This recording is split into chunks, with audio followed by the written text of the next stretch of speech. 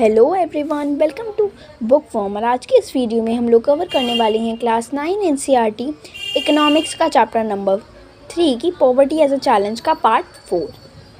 तो इस चैप्टर में एक पार्ट और लगेगा, पार्ट 5, और ये चैप्टर हमारा ख़त्म हो जाएगा क्योंकि अभी ज़्यादा नहीं रह गया है। तो इससे पहले वाले पार्ट्स में हम लोगों ने देखा था कि इंडिया में अलग अलग स्टेट्स में अलग अलग जो लोग हैं कैसे इंटर स्टेट डिस्पैरिटी हो रही है। मतलब अलग ज़रूरी नहीं है, जितना कोई एक स्टेट है, मान लीजिए दिल्ली है और हरियाणा है, हरियाणा और दिल्ली में एक ही पॉवर्टी हो, एक जितनी ही हो। अलग अलग स्टेट्स में अलग अलग पॉवर्टी हो सकती है। हम लोगों ने दो नई टर्म्स के बारे में जाना पार्ट 2 में, जो कि थे वल्नरेबिलिटी और सोशल एक्सक्लूजन। पार्ट 1 में हम लोगों ने रूरल और अर्बन दोनों केसेस देखे थे।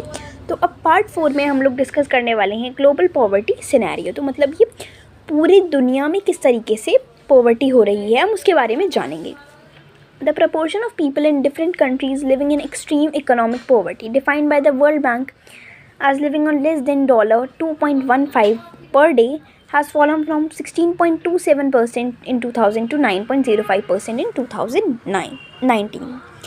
तो जो जैसे हम लोगों ने देखा था कि अगर कोई भी फैमिली जो रूरल एरिया में है, अगर वो 4080 रुपीज़, जिनकी फैमिली में 5 मेंबर्स हैं, अगर वो इससे कम कमा रही हैं तो वो पॉवर्टी लाइन से नीचे हैं। उसी तरीके से जो हमारी पूरी दुनिया का जो स्टैंडर्ड फिक्स है वो है $2.15 पर डे। अगर कोई भी इंसान $2.15 पर डे से नीचे कमा रहा है तो वो पॉवर्टी लाइन से नीचे है। और ये भी बहुत ही ज़्यादा तेज़ी से नीचे ग्राफ जा रहा है। मतलब हमारी जो पूरी दुनिया है इसमें पॉवर्टी कम होती जा रही है। Although there has been a substantial reduction in global poverty. और ग्लोबल पॉवर्टी जो ग्लोबली जो पॉवर्टी है वो भी अब धीरे धीरे कम होती जा रही है। It is marked with great regional differences. Poverty decline substantially in China and Southeast Asian countries as a result of rapid economic growth and massive investment in human resource development। तो जैसे हम लोग एक एग्जांपल ले लेते हैं China का। China में जो पॉवर्टी है वो बहुत रैपिडली गिरी है। क्यों? क्योंकि उन्होंने अपने ह्यूमन रिसोर्स डेवलपमेंट पे बहुत ही ज़्यादा ध्यान दिया है।